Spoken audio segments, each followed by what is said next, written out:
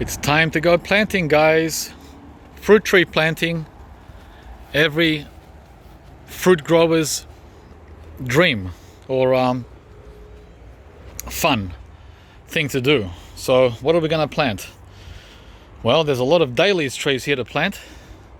But as I said before, we don't want to take any big risks. Everything's going to have some risk, except trees like this mulberry here. No risk. This is like 1000% guaranteed to work, right? 100%. But we're not planting mulberry today. We're gonna go tropical, guys. We're gonna do tropical, which will contain some risk. It's definitely not gonna be this guy, the Mamey Sapodi, and it definitely ain't gonna be my grafted jackfruit tree, the Kyogul Gold, which is doing so well. So who's it gonna be? Who's it gonna be? I can plant this little guy here. Is that the one? Is that the Pitomba? Let's have a look. Yeah, Pitomba will be fine. This is definitely not fine. Look at them. Don't they look the same? This one has no risk. This one has a lot of risk. Look, this is the miracle berry. You can't put that in the ground in Melbourne. Goodbye. Instant death when winter comes. Now it's fine, but in June you'll be crying. So, any other takers other than the mulberry and Pitomba? I don't see anyone. No? No hands up? Okay, let's keep looking.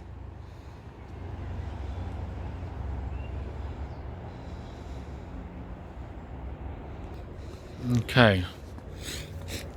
Tomatoes aren't ready yet. Well, they sort of are, but the snails get them when they're this small. You want a bit of height. See those ones, how they're bigger? So once those get another 3-4 inches, we'll put them in. But that's a different kind of job altogether, something I don't like. Planting vegetables. Not my cup of tea. All right. Fruit trees, guys. Plant more fruit trees. Not tomatoes or zucchini. There's nothing wrong with that, but it's a lot of work. You gotta just keep doing it. Whereas trees, you plant once and it'll feed many generations, your great-grandchildren. Whereas the tomato plant, it's only good for 6 months. Okay, so here we are. This is the other side of the nursery. We've got mangoes, we've got Berlinia, lychee, longan, green sapodi, starfruit, canistel. Canistel is still in winter shock. And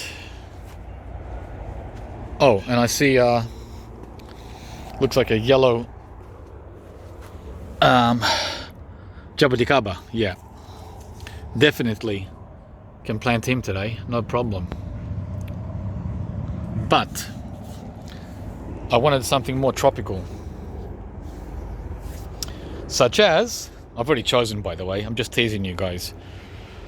I've chosen this, to plant this beautiful creature.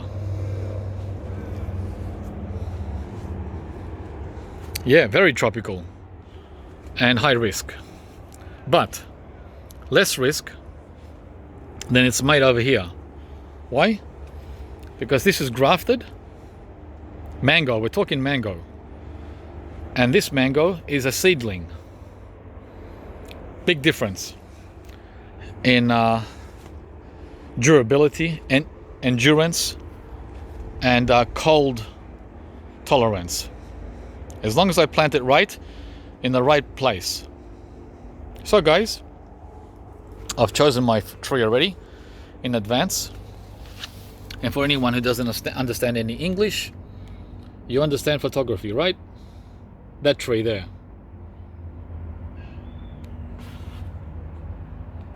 How does it look in its new location? Huh? Surrounded by this huge white sapote, which I've kept low, very low. Look at that. Half the size of the, less than half the height of the house. See that? And these trees can get big, so try to keep them low in a home garden. So, why am I not following my own principle? That is to acclimate this guy before planting. Well, guess what? He is acclimated. He's already been through one Melbourne winter. I bought this guy at the end of summer last year. I don't remember exactly when. I think it was around March. Not last year, this year. Jeez. Last summer was this year. Remember guys, our summers cross over from one year to the next. December, January, February. So we have summer in December and we have summer in January. Right. And yeah, he's already acclimated. But he spent his winter vacation in the greenhouse. That's why he's so happy. He wouldn't look like this if he was out here in winter in a pot acclimating. He wouldn't appreciate acclimating out here. Let me tell you that much. Even though it looks tropical, and if you're in the cold parts of Europe it looks marvelous, it's still too cold to have a mango like that sitting out here in winter, unprotected. Trust me, I've lost 20 of them. I've lost 20 of these trees in 10 years. So I know what I'm talking about. So yeah, temperate, warm temperate, is still lethal to a mango that's not raised correctly. There's no guarantee this is going to survive. No guarantee whatsoever. There is no guarantee with tropicals in a temperate climate, whether it's a cold or warm temperate climate. We're talking exposed, unprotected from everything. The wind, the hot sun, and the cold. Those 5 months of winter we get here. Not 2 months, like in Florida, 5 months. Okay, so I think this is going to be a good site between the mulberry that I butchered. And speaking of mulberry, this is white shatut, king white. Look at that. Did you guys think this would come back like this after I put the chainsaw on it? I bet many of you thought, oh my God, he's crazy. What has he done? See? See this? Look. Soon you won't be able to see those branches I butchered. These ones. Those two back there already covered. And so is this one. Covered. There's only this one left. And that one.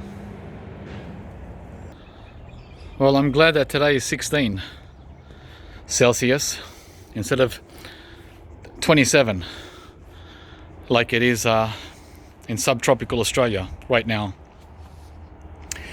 The time is 12 noon, and yesterday when I planted those 4 jackfruit, wow man, whew, I needed not one massage, not 2 massages, but 4 massages. My back was gone. So, and yesterday was 25 or 26. It was a beautiful day, but not the best day for planting 4 fruit trees. Okay, I'm going to make the diameter of the hole, planting hole, that much. I'll show you the tree in there, just to give you an idea. You can see the tree is in the center.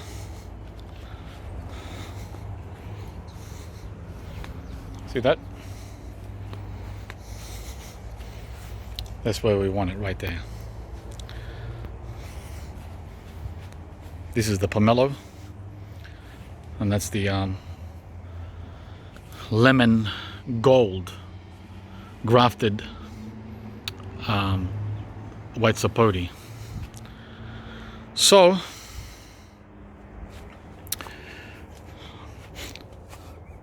there you go. Now we start digging a hole. Not very deep. Remember I told you yesterday with the jackfruit? You want these guys sitting up, not sitting in a hole. These fussy tropical trees.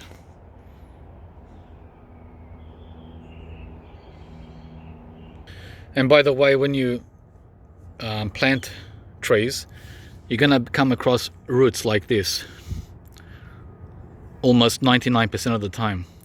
This looks like it's coming from the massive king white mulberry.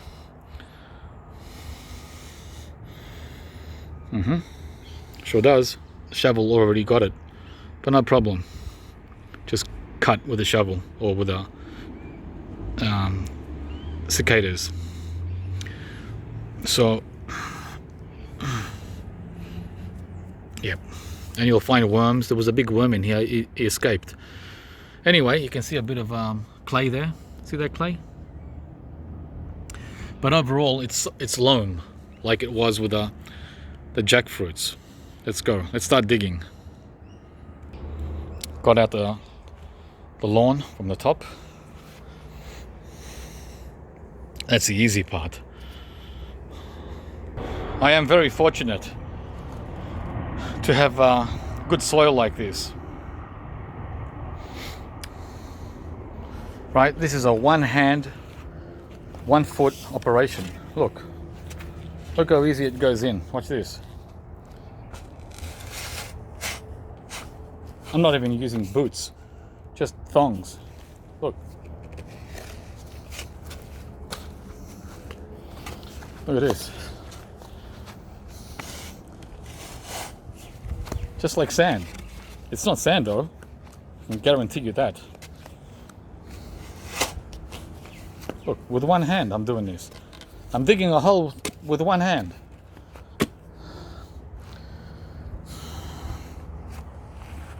I'm already halfway there in 5 minutes. No rocks, no stubborn pick. You know the pick that you use? Nothing like that here. So that's it. Half a wheelbarrow.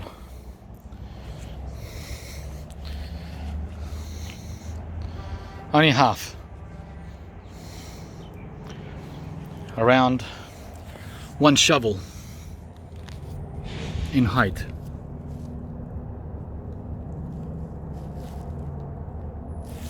Yeah.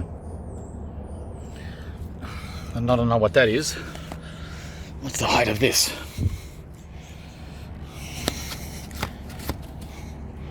My shoe is 11 inches. So yeah, about 11 inches deep.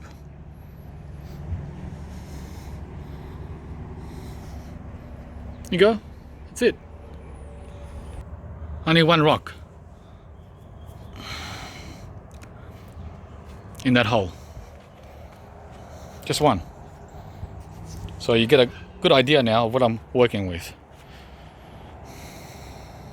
And the lower you go, the more clay appears. The color changes. It turns from black at the grass level to, well, I don't know what that color is,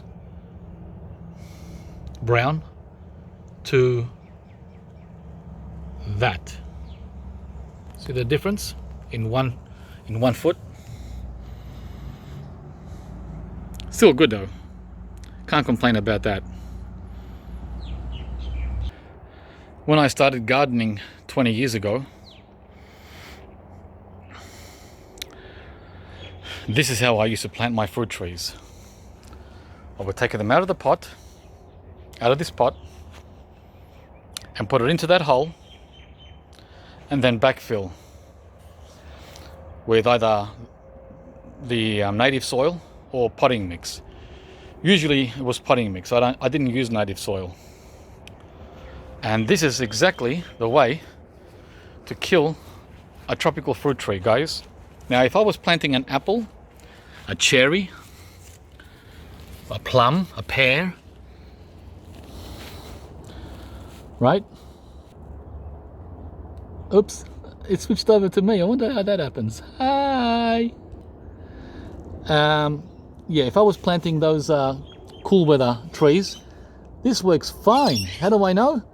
Because I planted all my cold weather fruit trees this way, and none of them died, not one. So this is exactly how you plant regular fruit trees, but not these trees. Not mango, nope. Not jackfruit, nope. And not any of the other sooks. Okay, just a heads up. Once again, guys, this video is for tropical fruit trees, not for our regular fruit trees, okay? You don't need clay breaker, gypsum, to plant your cherry tree. No way. Okay, so unless of course it's just pure clay. If you have only clay, you'd need to do a lot more than put in gypsum. There's 10 other things you should be doing. But if you have soil like mine, you don't need that.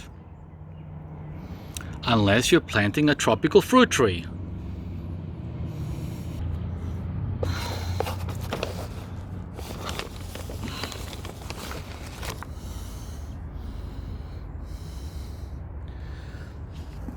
One. Don't be shy. Two.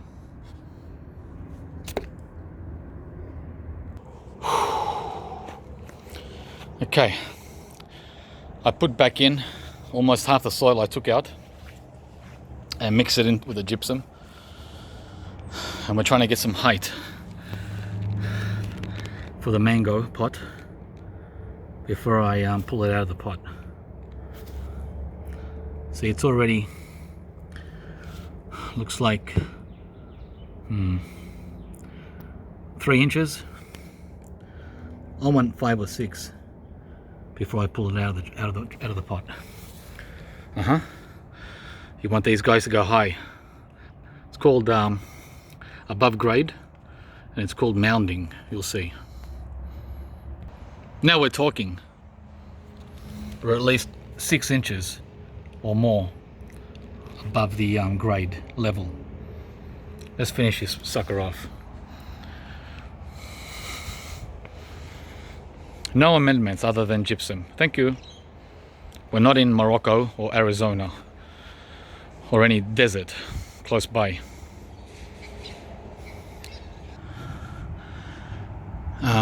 The day before you plant a tree, make sure you don't water it in the pot.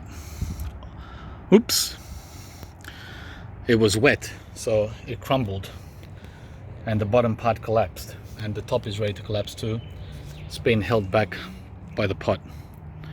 So a reminder, guys, I got some mushroom compost mixed in with the native soil, and I'm gonna use that to finish the job off. Done. Well, not 100% done. I gotta get mulch that I'm not gonna film in this video because I've run out of time. There you go, guys. That's how you plant a tropical fruit tree in a temperate climate. Whew. So I can't water it now because the water's gonna run everywhere, but I'm gonna build a burn. A burn is a crater or a well, you'll see with the next video. I'm gonna film it, okay? And we're done. Thanks for watching, guys. Hope you enjoyed this, and please like and share and comment. I know there's going to be a lot of comments on this one. And we'll see you from the next video.